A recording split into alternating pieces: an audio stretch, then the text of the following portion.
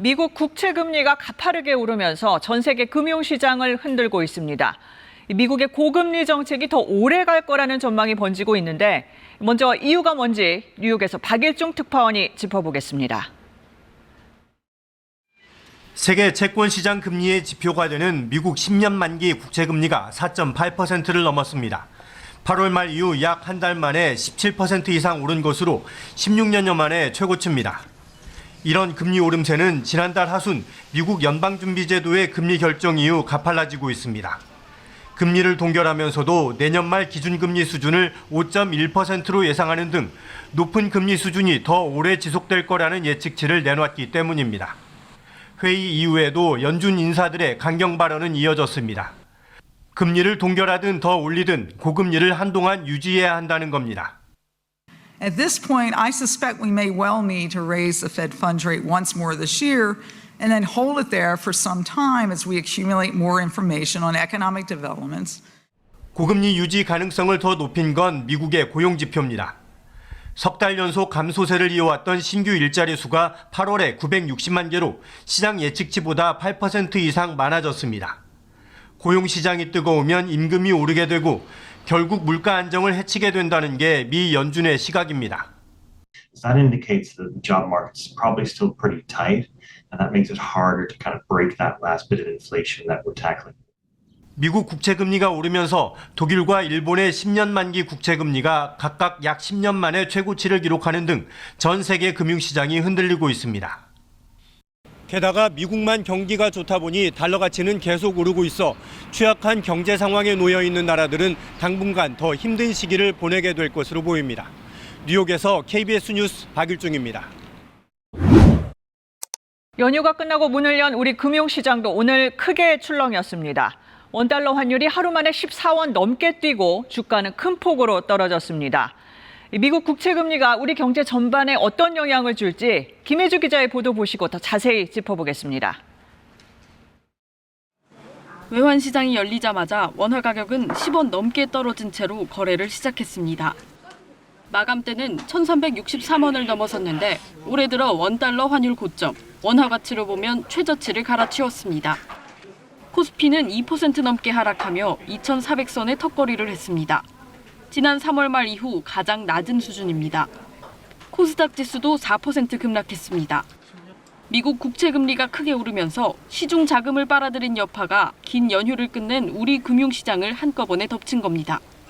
우리나라 같은 신흥시장은 이럴 때 증시에서 자금이 빠져나가면서 주가는 내리고 신흥국 통화를 달러로 바꾸려는 수요가 급증하며 환율 상승 압력을 받습니다.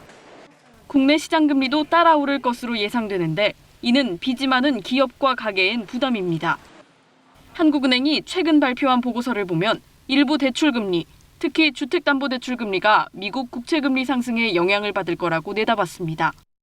늘어난 이자 부담에 소비 여력이 줄면서 경기 둔화로 이어질 거란 우려도 나옵니다. 가장 불안한 부분은 금리 부분이거든요. 금리가 너무 많이 오르고 있다는 거. 이 부분을 반전하기 위해서는 결국에 이제 고금리로 인해서 미국 경제, 고용이나 내수 시장 쪽이 약해지는 모습이 좀 보이고 그에 따라서 미국 연준이 스탠스 자체가 조금 완화적으로 좀 바뀌어야지. 한국은행은 오는 19일 기준금리를 결정하는데 환율 상승으로 인한 자금 이탈 가능성과 고금리가 불러올 경기 둔화 우려 사이에서 고민이 더 깊어질 것으로 보입니다. KBS 뉴스 김혜주입니다. 김혜주 기자, 오늘 환율이 1,360원을 넘어섰다는데 이제 주목들을 하더라고요. 이걸 어떻게 해석해야 할까요? 네, 예상을 넘어섰다는 점인데요. 네. 지난해 말 경제연구소들이 전망한 올해 환율 수준을 보면 대부분 1,360원 이하였습니다. 이마저 하반기로 갈수록 환율 하락을 예측했는데 현실은 다르게 움직인 겁니다. 네. 오늘 한 전문가는 심리적 저항선이 뚫렸다라고 했는데 경제는 심리인 만큼 앞으로 환율 또는 금융시장에 대한 불확실성이 좀 커졌다고 볼 수 있습니다. 환율이 앞으로 더 오르면 다른 나라로 이제 돈이 빠져나가지 않을까 우려부터 나옵니다. 한국은행이 기준금리를 올릴 가능성 없을까요? 오늘 나온 8월 산업활동 동향을 보면 네. 생산은 늘었는데 소비는 2달 연속 줄었습니다. 이런 상황에서 금리가 더 오르면 이자 부담이 늘면서 소비는 더 위축되겠죠. 수출 부진에 소비 감소까지 더 겹치면 성장률은 더 떨어지고요. 네. 시장에서 한국은행이 금리를 쉽게 올리지 못할 거라는 전망이 나오는 이유입니다. 미국이 금리를 높게 유지하는데 우리나라가 이제 먼저 낮추기는 어려워 보이고요. 이런 상황에서 가장 걱정되는 부분 뭘까요? 현재 상황을 정리를 하면 네. 세계 최고 안전자산인 미국 국채 수익률이 우리 시중은행의 웬만한 정기예금 금리보다 높다는 건데요. 그렇죠. 우리 채권에 투자했던 자금이 그러니까 안전하고 금리도 많이 주는 쪽으로 움직일 수 있다는 우려가 있고요. 또 물론 꼭 그런 건 아니다. 지켜봐야 한다. 이런 의견도 적지는 않습니다. 네. 근데 이제 공통적인 우려는 늘어나는 이자 비용입니다. 특히 기업들은 금리가 크게 오르다 보니까 회사채를 발행하더라도 이자를 더 많이 줘야 되고 이마저도 이제 시중에 돈줄이 마르다 보니까 사줄 사람도 마땅치 않은 상황입니다. 여기에 고물가, 고환율로 원자재 구매 비용은 더 들고 있고요. 거기다 또 빚 많은 자영업자나 만기를 겨우 연장하고 있는 부동산 PF 대출도 참 취약한 지점입니다. 네. 그럼 이런 상황 우리 당국에서는 어떻게 보고 있습니까? 그 미국에서 난 불이니까 우리가 나서서 끌 수 없다는 점이 일단 가장 큰 어려움입니다.